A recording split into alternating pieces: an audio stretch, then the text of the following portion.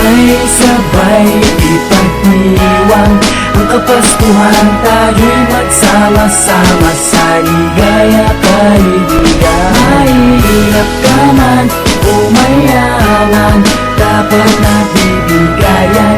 Ang importante sa mundo ay magmahalan. Ngayong Pasko ay saya sa ating kapaligiran. Mga batang musmos, lumiligaya na naman sa matatanggap nilang mga regalo sa itinuring na magulang at mahal na lolo, na sana'y magkaisa tuluyang maging maligaya. Yan ang diwa ng Paskong pagmamahalang kay saya. Di malilimutan kahit nasaan ka man, Pasko na kay lamig na babalot sa katawan. Unti-unti bumababa ang mga bituin, halina't salubungin natin ang Pasko na darating. Magpasalamat sa Panginoon dahil sa natanggap na biyaya. Sa mga pangarap mo na natupad, ipamahagi sa iba ang biyayang natamo, ipadama sa kanila ang tunay na diwa na Pasko. Kaya ngayon, lahat tayo magsama-sama at inang ipagdiwang ang Pasko ng masagana. Sabay-sabay ipagdiwang ang Kapaskuhan, tayo'y magsama-sama sa ligaya, kaibigan. Mahirap ka man o mayaman,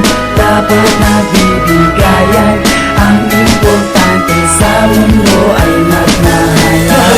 Panginoon, maligayang kaarawan. Ang pagbati ko sa'yo mainit pa sa arawan. Kaya naman kaming lahat ngayon ay nasa harapan, magkakasama umaawit upang aming handugan ang bawat tao ng awiting Kapaskuhan ng diwa. Pagbibigayan sa ating kapwa'y mananariwa, samahan at pasayahin ang namumulilang mga tao na pakiramdam sa buhay ay may kulang. Buhay makulay na para bang kumukuti-kutitap na ilaw sa lansangan, bumubusi-busila ang ganda.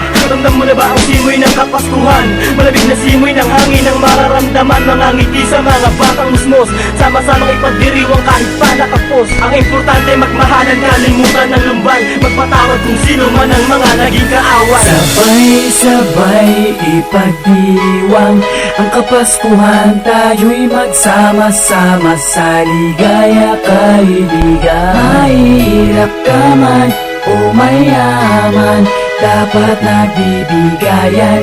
Ang importante sa mundo ay magmahalan. Sabay-sabay ipagdiwang ang Kapaskuhan, tayo'y magsama-sama sa ligaya, kaibigan. Mahirap ka man o mayaman, dapat nagbibigayan.